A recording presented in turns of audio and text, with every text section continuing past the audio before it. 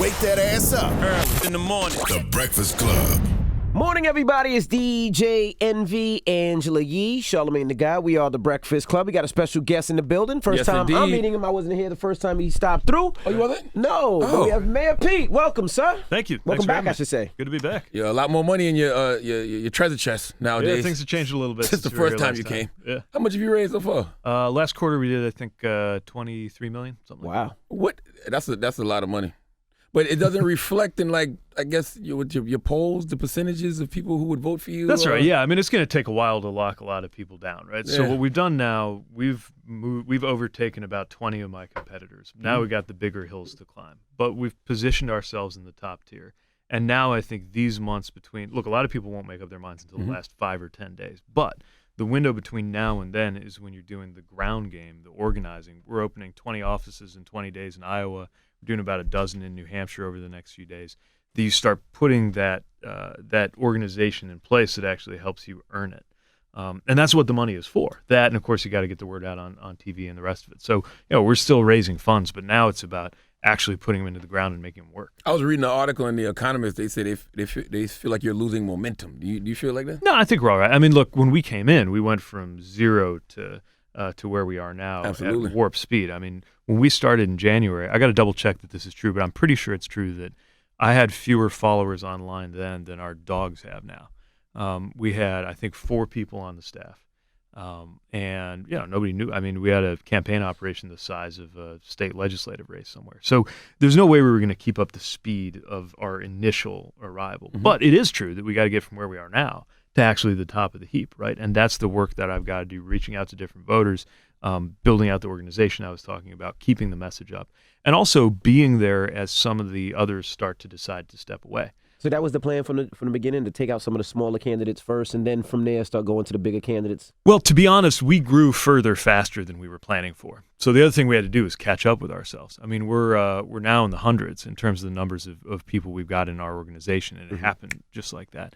The thing with having so many other Democrats running is, if it's a 2-way race or a 3-way race, you think about the others and you key off what they're doing. Right. When there's 20 of us, you can't even make sense of what everybody else is doing. It's impossible to keep track. So we are looking for that race to kind of thin out, but that's not really something we cause. It's not something we create. Other people decide to step away, and I think the number gets more manageable. And then a lot of folks, I think, who now are saying, I just don't have time to learn what all of you are saying and who all of you are.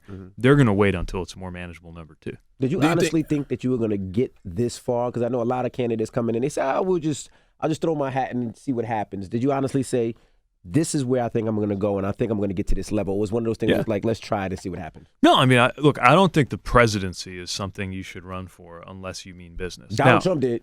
Yeah. I don't think he thought he was going to get this far. I think that's actually true. I think it's like the dog is chasing the car and then actually catches it, right? And I think that's part of why the country is where it is. But no, I mean, we got in. Look, I understood what the odds were. I knew this was going to be uphill, but we thought, we can do this. And then the question is it just me? Is it just us, or do other people agree? What we're finding is there's a good number of people who think this is the right way forward. But we got to get from here to an actual majority. That's the work of the next weeks and months. Do you think you sucked in the first couple of debates? No, I thought we were good. Do you? You kind of got lost, man, Pete. Like, I like you because you're charismatic. I didn't really get that from the first couple of debates. Well, I mean, part of the debate format is they got you giving 60-second answers. There's 10 of you up there, and it's hard to have the meaningful conversation like we can do in the town halls. Town halls are good for us. Interviews are good for us because you can dig in. The Breakfast Club is. Obviously. Yeah. No, I mean, really, we can dig in and talk about something in some depth, right? Harder to do that into the debates. And the pressure is to just get out there and knife each other, right? And that's what I think on some level, that's what I think the networks want you to do. I think people want to see that too. They want to see the knifing. Yeah, but we're not there to entertain people. You're right. Now, it is fair game to bring out the contrast. So I think, we're going to be talking more and more about the differences between what I'm putting forward and what the others are. But I'm not going to do like a canned, made-for-TV moment in order to, be the talk of the town that night, and then a few weeks later, everybody's forgotten about it. I want to make sure that everything that a Senator Harris shot? No. I'm just saying this is the pressure that you come under when you're getting ready to go on. It was in the last debate too. They were saying like the moderates versus the left, making it look like a boxing match, right? And I get that, but I think you've got to be about yourself, and the most important thing I think is for somebody watching the debate to be able to picture how their life is going to be different if you're president versus any of the others. And that gets lost. You know what? That's interesting. You said that you're not there to entertain people, but hasn't Trump kind of changed that? Like, I feel like the language of politics is dead. I feel like you do have to entertain but to get that's the people's problem, attention. right? I mean, Yeah. the White House is being run as a reality show, and Yeah. we're paying the price because it turns out we need the president to be a president. Like, we need the White House to run the country and to help run the world.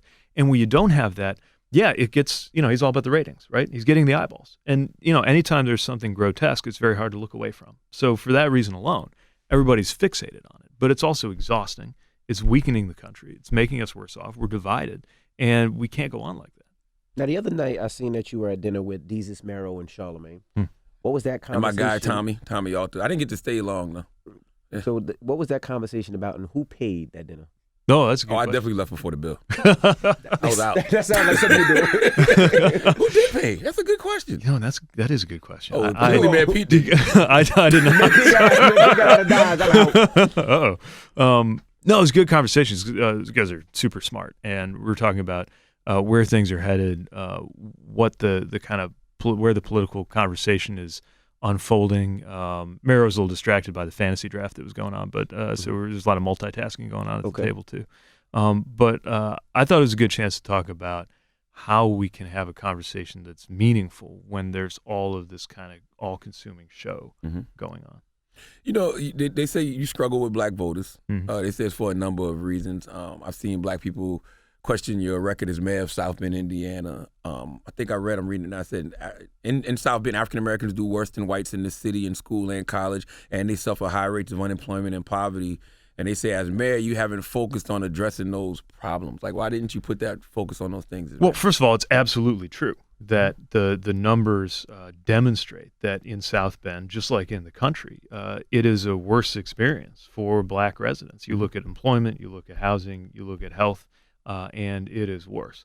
But it's not true that we accept that or that I haven't done anything about it. The very first thing we did was work on neighborhoods where there was a lot of blight. We had collapsing houses, making it harder to live in what were mostly black neighborhoods, and we brought resources to do something about that.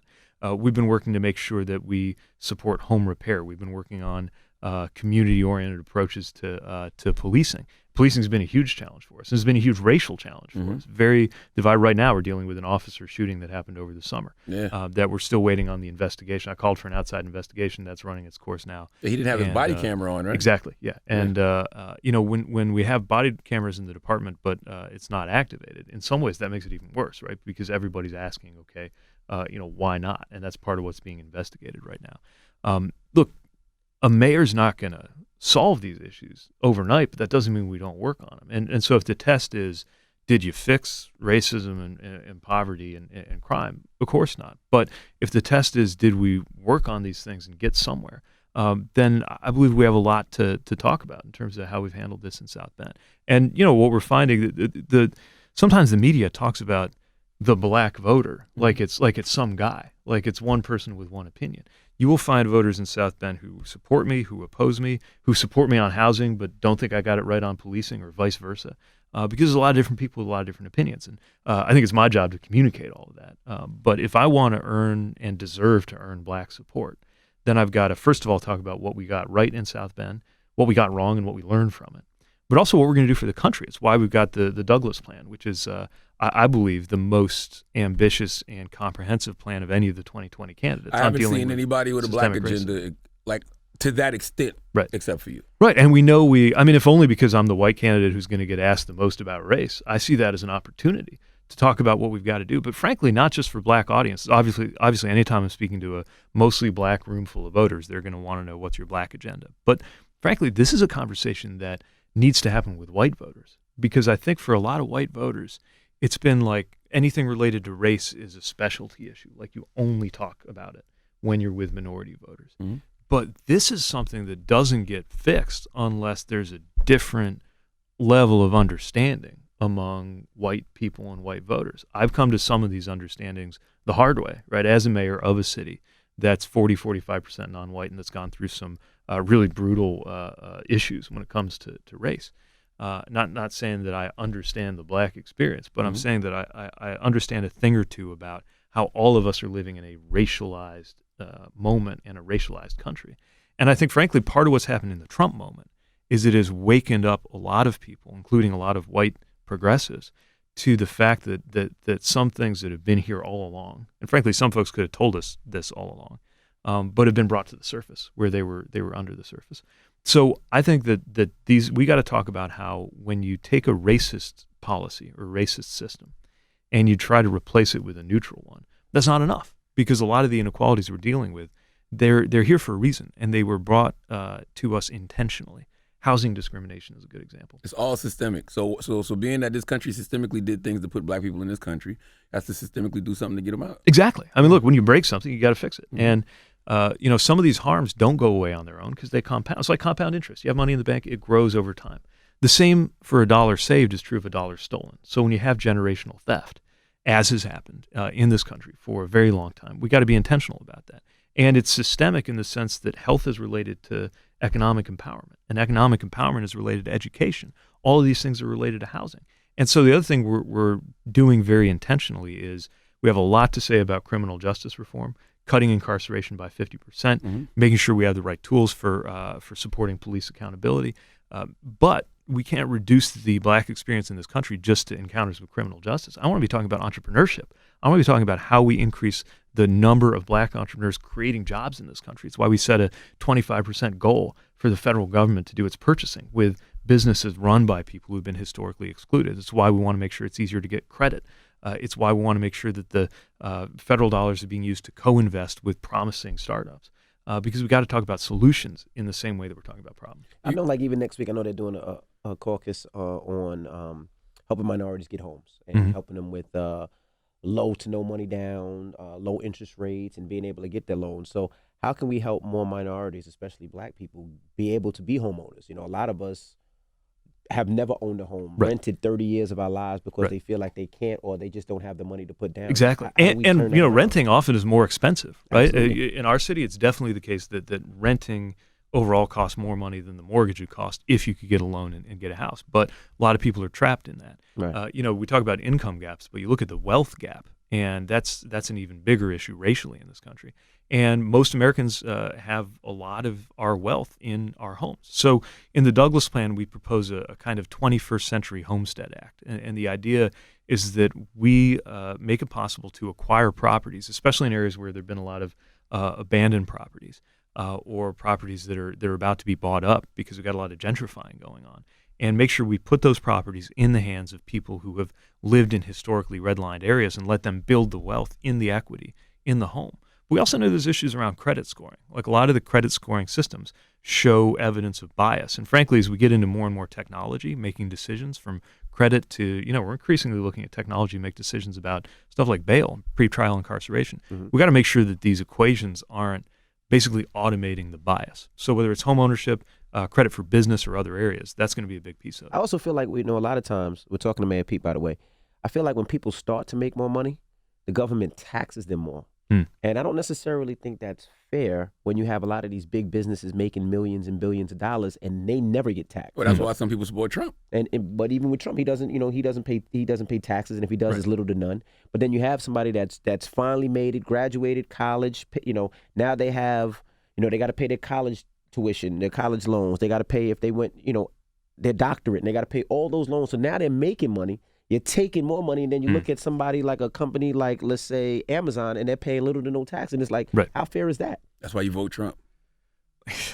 Look, I think it's the truth, though. I wouldn't say like that. the rich vote for Trump because they want less taxes, right? Yeah, but you don't have to be rich. You could just be making it, and they charge you more taxes. Or I think people like to think of themselves as about to get rich, and so you got the number of people who voted this way compared to the number of people who actually benefited, right, is a big difference. Right? But I think everybody wants to think of themselves in terms of where we're headed. But the issue is, we can raise enough money to do the things we want to do. I'm not promising quite as much as some of the others, like completely free college and that kind of thing. But we do have some big promises on this. Is that a Bernie Sanders shot? I disagree with him on that. Yeah. Everything is taking a lot of shots today, man. No, I'm just trying to make sure you understand the difference between me and some of the others, because it is important to see the differences. And it's not. I'm not going to be a jerk about it. I just think that people need to understand the difference between what we're offering and the others. So I'm not making some of the promises that some of the others are making, but we have a bold agenda for making college more affordable, for delivering more dollars for education. We just talked through a little bit of the Douglas plan, the climate plan that I put out yesterday. This will cost money. So let's be honest about it. In order to get that money, we're going to have to get that from taxes. Does that mean everybody is going to get soaked? No. Does it mean we get it just from rich people? No. Although I do think that wealthy individuals can and should pay more. But to your point, how is it that a company like Amazon makes multiple billions of dollars in profit? Billions.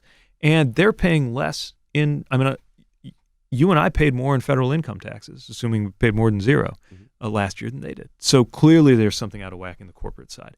And this Trump tax cut, the only thing he's actually delivered on of all of his promises, that he's going to fix immigration, end crime, build the wall and all this, the only thing he actually did that he said he was going to do was this tax cut. You look at it, mostly it's for corporations. Correct. When you referenced the Douglas bill, what exactly is the Douglas bill? Like I said, I dig it because it's like you're the only candidate that's presented a real black agenda. What is the Douglas bill? So it is a comprehensive plan to tackle system. It's named after Frederick Douglass because here you have a figure who challenged America to be closer to what we like to think of ourselves are, right? Especially when we talk about the 4th of July and what is the 4th of July supposed to mean to a slave or a former slave. And I think that challenge is at our feet now because our generation is either gonna fix this or we're gonna blow it. And I think that, look, if you think about it, white supremacy is the thing in American, kind of beneath the surface in American life, that has come closest to actually ending America. If you think about the Civil War, I would say that's the closest we've come to America just ending. And that was the force that brought that about. And I think it remains the case that one of the things that runs the greatest risk of ending the American project is systemic racism. So old white men. Well, it's all of us. This is the thing, though. It's started by old white men. They keeping their foot on our necks. Everybody. I mean, men, black people, gay people, women, everybody. Look, everybody's got to admit that we've got a role in perpetuating a racialized system, and nobody wants to think of that, right? Like there's a lot of people who are genuinely horrified at the idea that they're being called part of the problem, and yet all of us have some part of the problem in us. Certainly, as part of the white experience, a lot of white people don't think that we have a race. We think race is something that applies to people of color. Yes. Because we don't have to think about race, right? That's part of being white. Absolutely. That's the privilege. And so we got to unpack that in a way that doesn't send people into their defensive corners. I had a conversation with our police department that talked about moving policing out of the shadow of racism.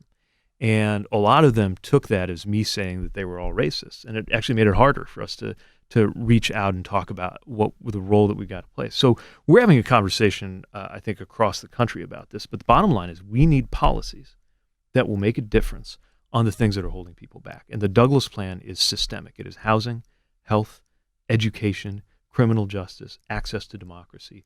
All of these pieces interconnected. You can read about it more online. You go to peteforamerica.com. You can pull it up. But the point is, it's recognizing that you can't touch one of these pieces without dealing with the other. Every time we talk about race and policing at home, by the end of the hour, we're talking about that, and we're talking about economic disempowerment. Now I'm sorry, let me cut you off. No, that's fine. I want to ask you a question.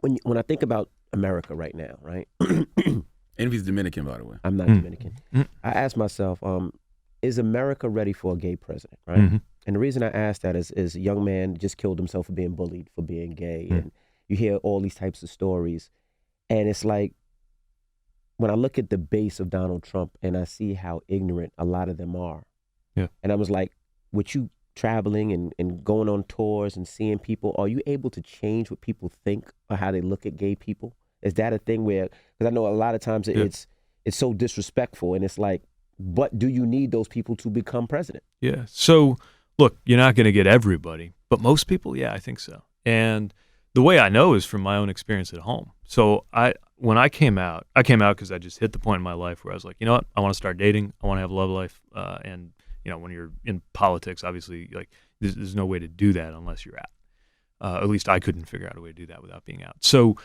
I came out, and inconveniently, I could have sent you to. What websites do you know? No comment. I'm sure Grindr. You can find somebody to be on the low with you. But I wasn't ready for that. I didn't want to be looking over my shoulder all the time. Yeah, right? So I wanted to date, and I figured, all right, step one, come out. So there was no way to know what the politics of that was. I was already mayor. It was an election year when I kind of hit that point in my life, and I couldn't. It's not like I could run a poll to find out what would happen, right? Like if you knew Mayor Pete was gay, would you still vote for it? Right? Like that would kind of reveal what we were up to. So we just did. I wound up getting reelected in Indiana in a socially conservative community while Mike Pence was the governor of our state. I got 80%. And what that told me was that there are some people who maybe can't get over this, but everybody else is either supportive or they don't care. And all I need is enough people to either be supportive or not care. And I think that's the vast majority of Americans, because elections are about how your life is going to be different. We talk about our own stories and we explain who we are, but at the end of the day, it's not about my life. It's about your life. And it's also why I'm trying to make this election not too much about this president, because I don't think it's about him. I think it's about you. And we got to meet the test of voters saying, okay, am I going to be better off? Am I going to be more likely to pay the bills? Am I going to get a way to have health care? Is education going to work out for me? Am I going to be safe if you're president? And if we can meet that test, I don't think people care about the others. I don't think most people care about the others. Let's talk about not caring, because I'm one of those people, I don't care who somebody is sleeping with, right? But the other day, I was on The Shop on HBO, and Lil Nas X was on there. You familiar with Lil Nas X? Yeah. And Kevin Hart was on there. And Kev is getting some backlash. He's being called homophobic because people think he was being dismissive of Lil Nas X because he said, I don't care. Play the clip for him. Let him hear the clip. I want you to hear the clip. I don't want to. And with all that early success, you felt it was important to make an announcement recently. He said it was gay, so what? Why do you feel it was necessary to come out and say that? It's not that like it's like being forced. It's just like knowing, like growing up. I'm growing up to hate this.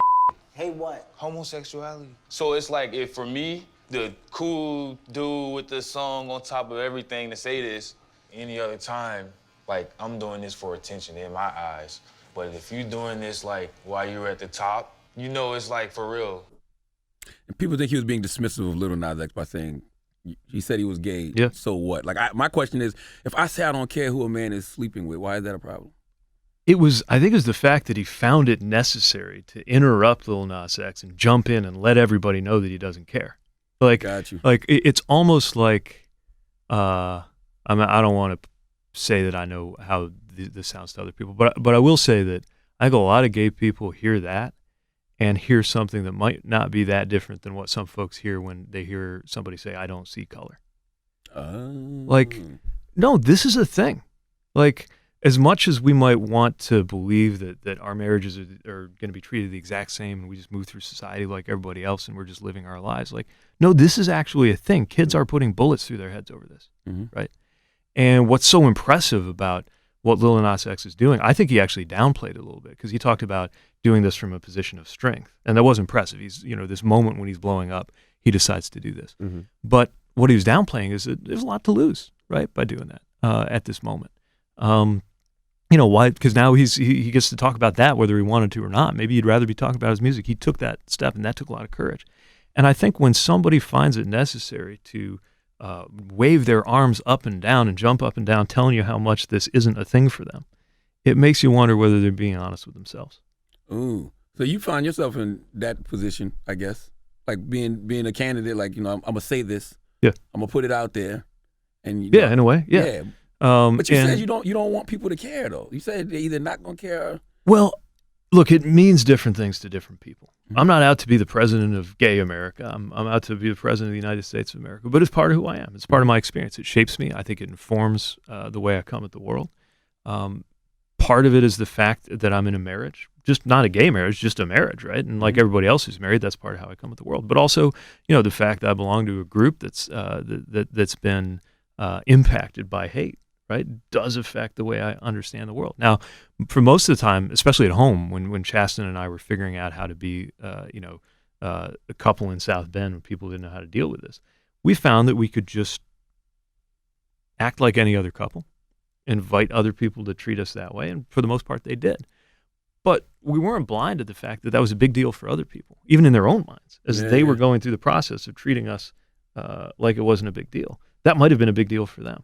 So in the same way that we can't pretend that identities don't exist, we can't pretend this isn't a thing.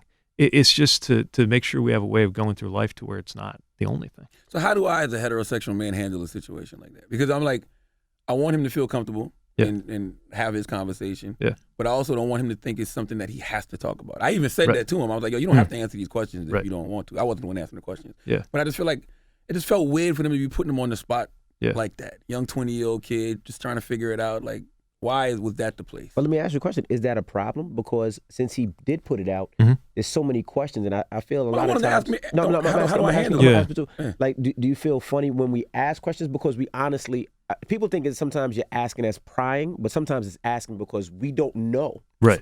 Yeah. No, I think we have to talk about it. I mean, we have to go through especially if we're going to trip over something on the way. All the more reason that we ought to talk about it. And, he made a decision to kind of put this out there. I think part of the good that that's going to do in the world is the conversations it's going to launch. So let's have the conversations. We're having trouble talking about things in this country. So how should we handle it? I think that's great. Find out if somebody wants to talk about it. It's like anything else in our life. Do we want to talk about? Do I want to talk about being a veteran? Do I want to talk about how I grew up? Do we want to talk about race? Right? Like, why wouldn't we want to get into this? I think where it's a problem is if we define people around it. If I don't think he wants to be the gay Rapper. artist. Right. I'm not out to be the gay candidate, but I'm not out to run away from it either. And it's not about pretending it's not a thing. Now, I want to ask you too. We had another candidate up here. I can't remember his name, but he was vet as well, and he talked about the story of him. Seth Moulton. And he was Seth, overseas, and he seen a young child laying there, and he had an opportunity to either pick up the young child or continue on with his platoon, and he decided to leave the young child. Huh. What were your thoughts on that? I'm a father, so I look at it differently. I'm just curious what your I didn't thoughts were. hear that interview, but He talks about that story a lot. One of the things about being in uniform, certainly one of the things about being in war, is it puts you. Sometimes it pits you against your own humanity.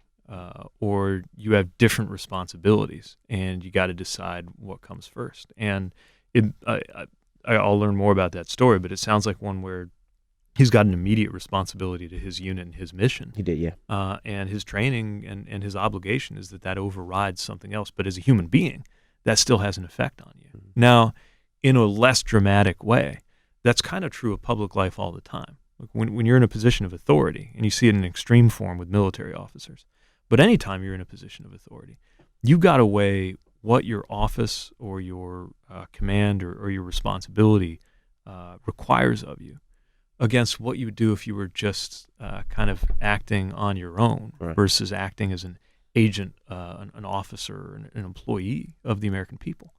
And I think anybody in office has to think about that. Certainly anybody in uniform thinks about that. I know you're having these climate change panels. Yeah. You did yours last night, if I'm not mistaken. Yeah.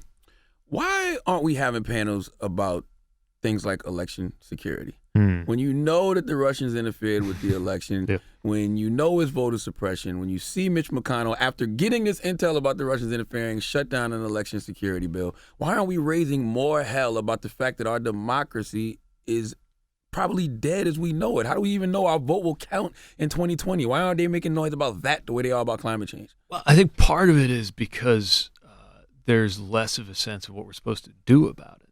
Like, as long as the people in charge of protecting us are too embarrassed to admit that there's a problem, right? Because if they admit there's a problem, then they might be admitting they benefited from it. That's not a road they want to go down. On right? both sides, Republican? No, I'm talking about the Republicans. Okay. Well, this president in particular. I think a lot of Republicans deep down are horrified by all this, but they can't bring. You can tell, like, this Moscow Mitch thing is one of the few things that actually got to Mitch McConnell, right? Because I think deep down they know that there's something wrong with blocking election security measures, which they're doing, I think, really just to save face.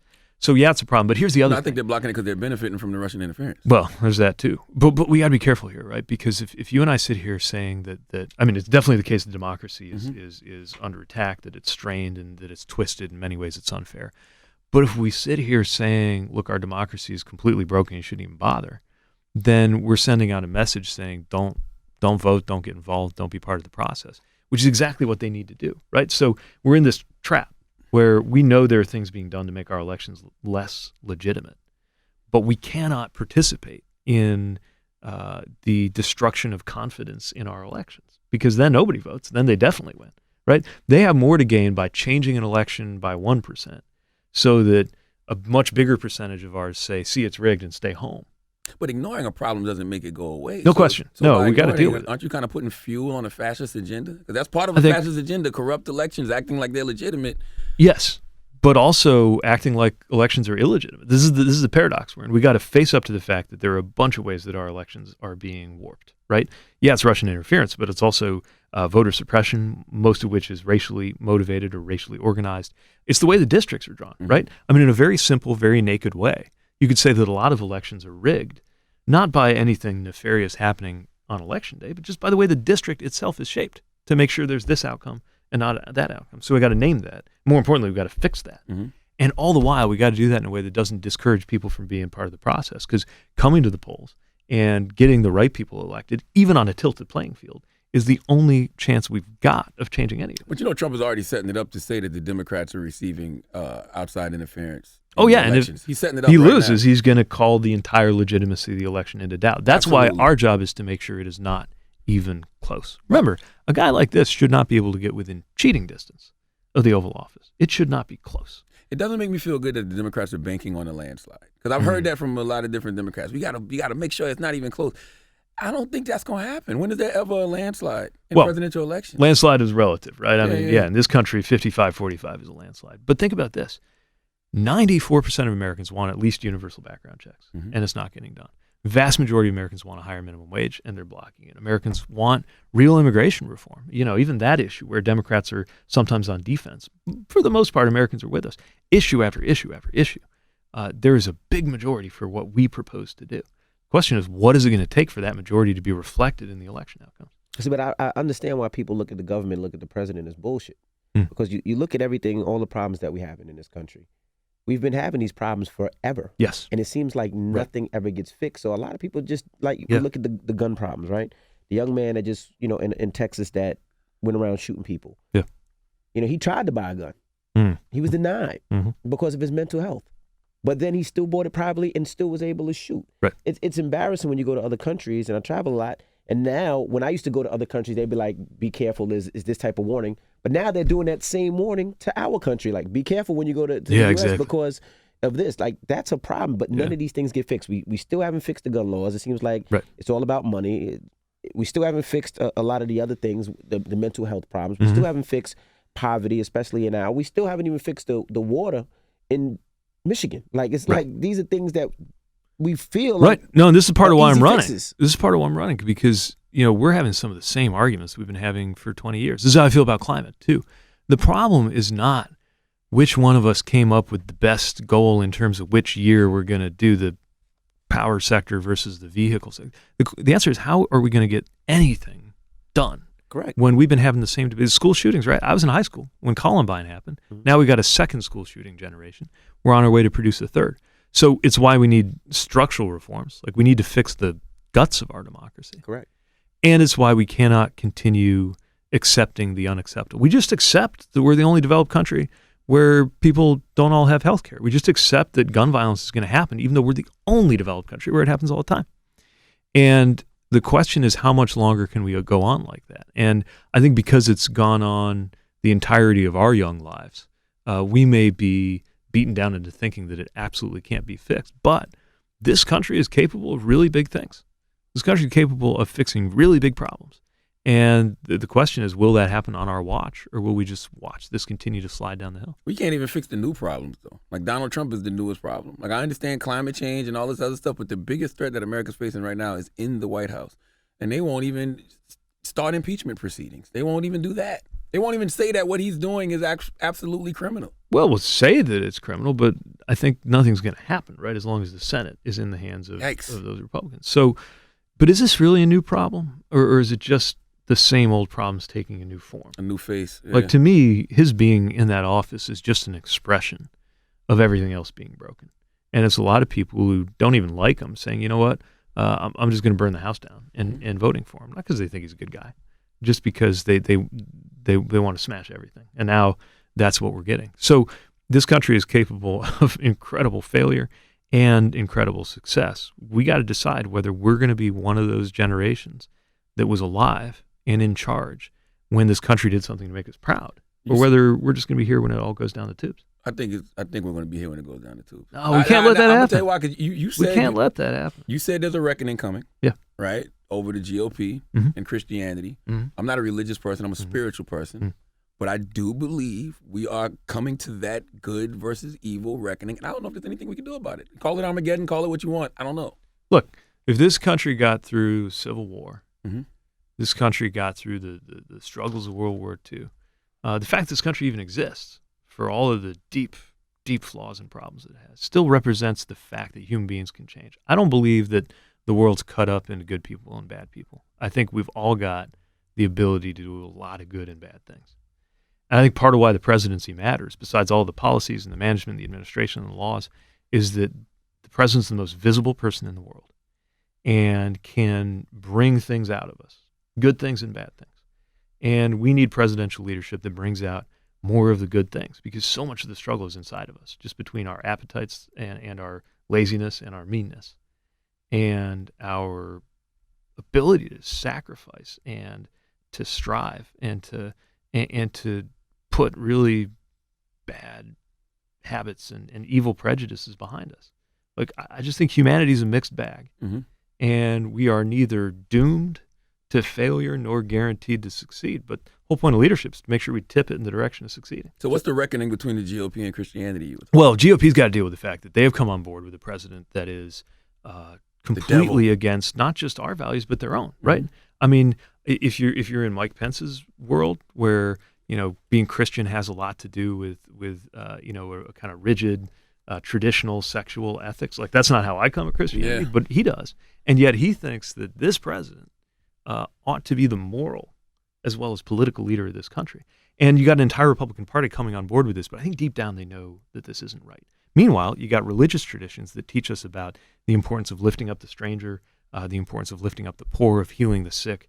You go through the New Testament for sure, and every other word that comes out of the mouth of Christ is about things like helping those in need. And you got a Republican Party dedicated to its opposite. There will be a reckoning over that. Now, right now, they hold everybody in line with this one kind of piece of doctrine about abortion, right? Which is obviously a tough issue for a lot of people to think through morally. Then again, there's a lot of parts of the Bible that talk about how life begins with breath. And so even that is something that we can interpret differently. And I'm pro-choice. Take up, me too. Yeah. But I think no matter where you think about the kind of cosmic question of how life begins, most Americans can get on the board with the idea of, all right, I might draw the line here, you might draw the line there, but the most important thing is the person who should be drawing the line is the woman making the decision. Absolutely. And I think that if you're a man who's against abortion, you haven't gotten the wrong woman pregnant. Like cheating on your wife. I'm just saying, I'm just saying we've had some slip-ups. And I've had a few.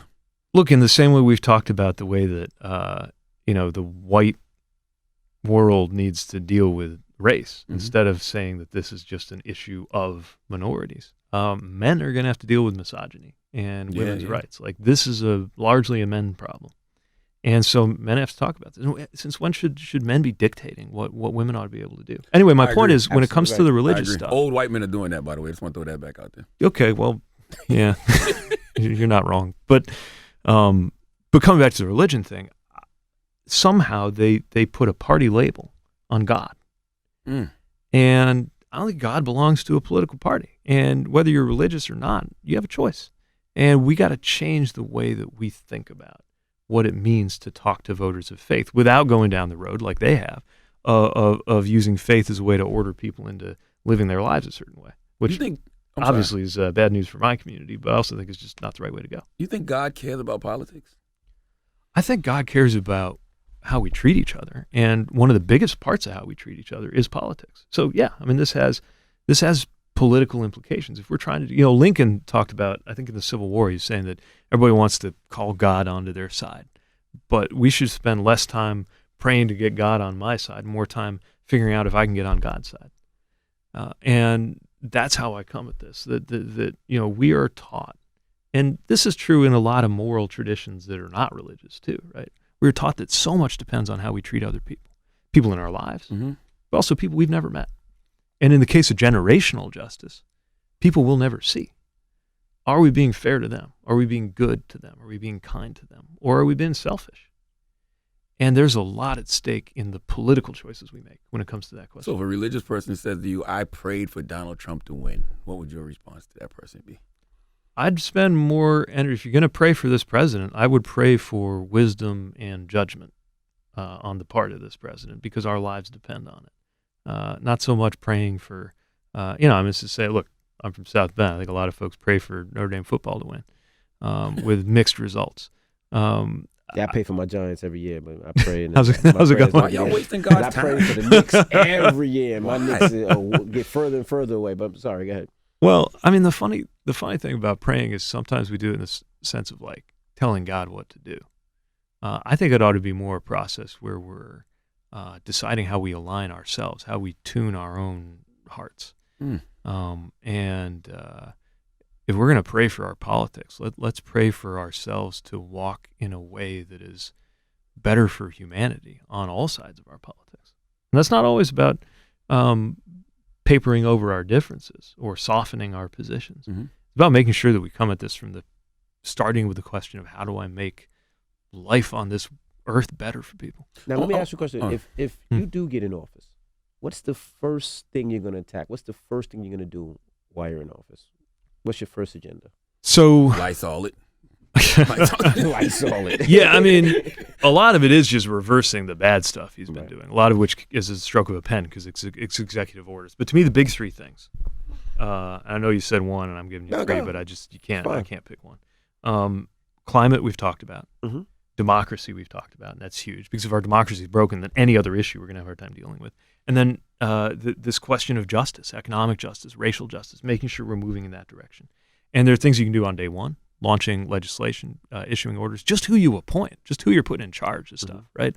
We have a Secretary of Education who does not believe in public education. Mm-hmm. We have a person in charge of the EPA who is a coal company lobbyist, obviously not that interested in environmental protection. So one of the things you do on day one is you set up your cabinet, and personnel is policy. I think that stuff needs attention immediately. And then we got to hit the road and reassure other countries around the world that they can actually count on the U.S. before they make all of their plans in a way that just kind of gives up on us and moves on. If you look at the G7, all the grown-ups getting together to deal with climate, there's an empty chair for the U.S. They are moving on without us. And I don't think that's good news for us or for the rest of the world. I got two more questions. I know you got to go. This was for the people of South Bend, Indiana. A lot of people were upset that you demoted the black police chief and hired a white guy. Yeah. And you admitted that you have failed in efforts to remedy the fact that, like, I think 6% of South Bend's police department. Yeah, big problem. Right. Yeah, but what do you think about that? Yeah, so two different issues. Let me take the second one first. So we are struggling to recruit and retain black officers, and it's really important to have a department that reflects the community that we serve. It's gotten harder over time. It was hard to begin with. It's definitely harder post-Ferguson, and the numbers are there for everybody to see, so I've owned the fact that the numbers have been moving in the wrong direction. Now, that's definitely not for lack of caring about it. We're working at it. We're trying all kinds of different things with recruiting, and this is a problem happening everywhere in the country. But I'm not going to bullshit people. It's a problem, and I'm going to own the fact that we're not where we want to be. In terms of the chief, what happened was there was an investigation, a federal criminal investigation into the department, and as a consequence of what I learned in that investigation, I lost my confidence that he was the right person to be my chief. It was really unfortunate because he was the first black chief in the city's history. And as you know, it doesn't fix everything, but that goes a long way when it comes to the black community wondering if they can trust the police. And one of the reasons I asked him to be my police chief to begin with, and we talk about how personnel is policy, is that I felt that he could do a lot of good work when it came to community relationships in policing. But in the end, I didn't have the trust that I needed once this investigation happened. I would have loved if the right person had been black, but it just didn't work out that way. I mean, I also got to find the right person for the job. But look, we've got to have, and there are other areas where we've been able, so for example, the Oversight Board, which is a group of civilians that I appoint who make the decisions about discipline, is a very strong minority. It's actually a black majority on that board right now. So that's really important to us. But I also got to have somebody in each job that I think is the right person. And if you're, especially if you're recruiting from within the department, it's one of the reasons why we need a diverse rank and file, because then it gives us more options down the road, years later, when we're looking at promotions and eventually looking at who's leading the department too. Got you. And listen, I want to play the second part of the Kevin Hart clip for you. Okay. Because he explained why he was, I guess, quote, he didn't care. Can you play that? In no way, shape, or form should you ever have to defend, but guys, this is what I am. That's not it. It's, guys, this is what I'm going to do. My reason for doing this, because I know I do this well. When you have a voice and you simply say this, there is no back and forth about what this is. Nothing else needs to be said. That's a fact. So when all of that gets started about, but he's not, but they said, you now don't give a because your sentence has been written. Word. No explanations. What do you think of that? Or did it not make any sense to you? I don't think I get it. Sounds out of context if you don't hear the whole thing. He's basically saying, once you say you're gay, that should be it. Oh, I Like see. you said, you shouldn't be labeled the gay rapper, gay country artist, whatever it is you are. You said it, it's done, that's it. Then isn't he? I don't know. Isn't he then saying like, I don't want to talk about it anymore? You should be able to talk about all kinds of things, and not let it define you, but also not kind of shove it in the corner. It still feels to me like he's got some work to do in terms of his level of comfort with this. But I don't know. Maybe I'll have a chance to talk to him about it sometime. That would be good. Maybe a conversation between you and Kev would be good. I'll be up for that. Yeah. Popeye's chicken sandwich. You had it yet? Say again? Did you have the Popeye's chicken sandwich? No, not in a while. No, the new one. No, what is it? Oh, you haven't had it? No, I'm I know most you of my said you meals like are Chick-fil-A. That's why I asked you. Do you like most of my meals are in vehicles. No, what's special about it? Like different kind of I sauce? haven't had it yet, but it's driving people crazy all over social Yeah? media. All right, Yeah. I'll try it. You haven't seen it? No. I'm sure your team has seen the Popeyes. Yeah, why chicken wasn't I sandwich, briefed right? on this? He said, why was that? Everything that's going on in the world. Why did I know about the Saying it was Popeyes all chicken over- sandwich? It was all over social media. I know you like My Chick-fil-A. goodness. I just wanted to know. if you Somebody's getting fired today. I'm still trying to come to terms with chicken fries from Burger King, so I'm a little behind the curve on Chicken on fries. that. That's been out But, for you remember when they years. came out with that? Yes. I know it was a while ago, but like I'm just saying, like it takes me a while to catch up on the chicken front. My sometimes, goodness. but I'll try it. My guy, Mayor Pete, man. Thank you, Mayor Pete, for Thank you for joining us. coming, Thank you. man. Appreciate you. Give me your campaign info so they can. Yeah, donate and all that good stuff. PeteForAmerica.com. Follow me at Pete Buttigieg, or what's the new Twitter head? We have a Pete for America one too for the campaign. Text Pete to 25859, and look for me to come somewhere near you sometime soon. Absolutely. And if you see him in the street, buy him a Popeye chicken sandwich. Sounds All good. right. It's the Breakfast Club. It's Man Pete.